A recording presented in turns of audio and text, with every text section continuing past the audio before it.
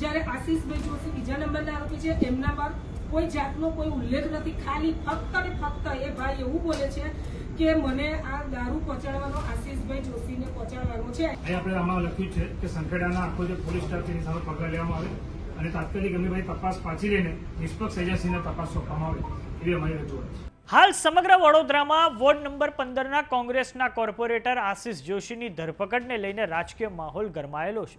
કોંગ્રેસ દ્વારા આજે રાજ્યપાલને દરમિયાનગીરી અંગે અરજ કરતું આવેદનપત્ર વડોદરા જિલ્લા કલેક્ટરને આપવામાં આવ્યું હતું. વડોદરા જિલ્લા કોંગ્રેસ દ્વારા સત્તાધારી પક્ષ ભારતીય જનતા પાર્ટી પર સરકારી તંત્ર અને સત્તાનો સરેઆમ દુરુપયોગ કરવાનો ગંભીર આરોપ લગાડ્યો છે. તો આવો જાણીએ સમાચાર વિસ્તારથી. નમસ્કાર, જમાવટ સાથે હું છું પાર્થ.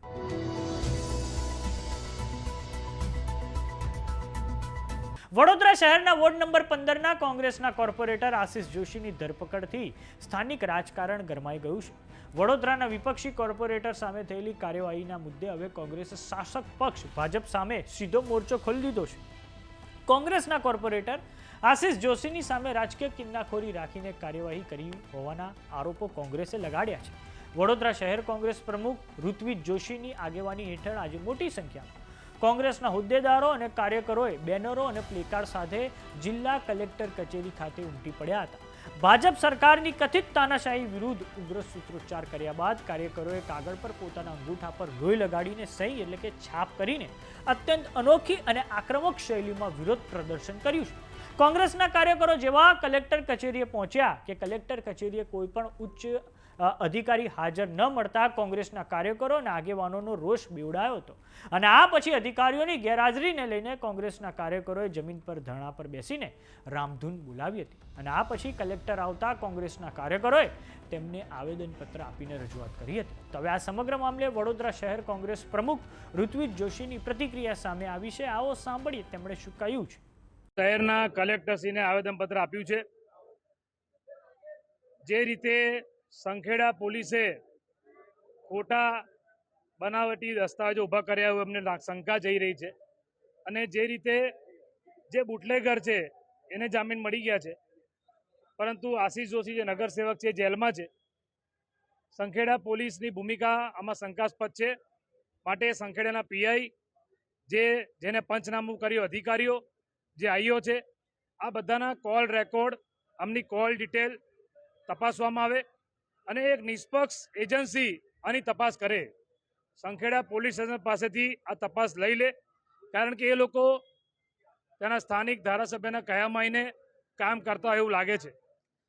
કારણ કે જે રીતે બુટલેગરે આરોપ મૂક્યો ને જે રીતે ષડયંત્રને કાવા દાવા કરીને આશીષ જોશીની જે ધરપકડ કરી, તમે જુઓ કે ચાલુ ચૂંટણીમાં 24 તારીખે થયેલો કેસ, એમાં એ બુટલેગર એવું કે એ દારૂ જ્યાંથી લાયો એનું નામ આ સુધી નથી ખુલ્યું કે દારૂ લાયા ક્યાંથી. પણ એ બુટલેગર એવું કીધું કે મંગાયો તો કોને, તો એ બુટલેગરે આશીષ જોશીનું નામ આપ્યું.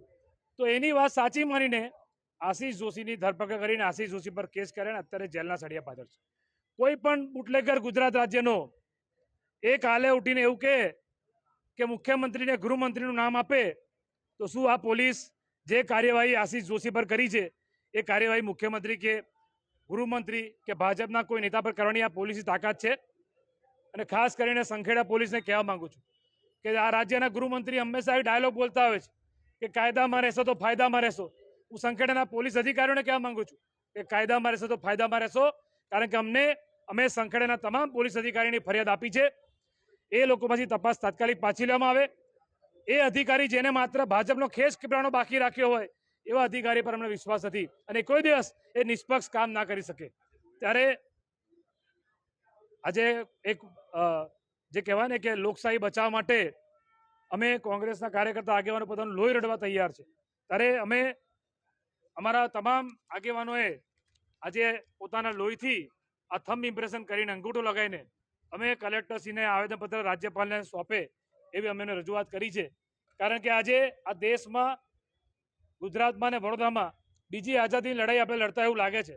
અંગ્રેજોથી તો મહાત્મા ગાંધીએ દેશને આઝાદી અપાઈ, પણ આ બીજી જ્યારે દેશ ગુલામી બાજુ જઈ રહ્યો ત્યારે આ બીજી આઝાદીની લડાઈ છે, જેમાં કાયદો માત્ર કોંગ્રેસ માટે અને પ્રજા માટે છે.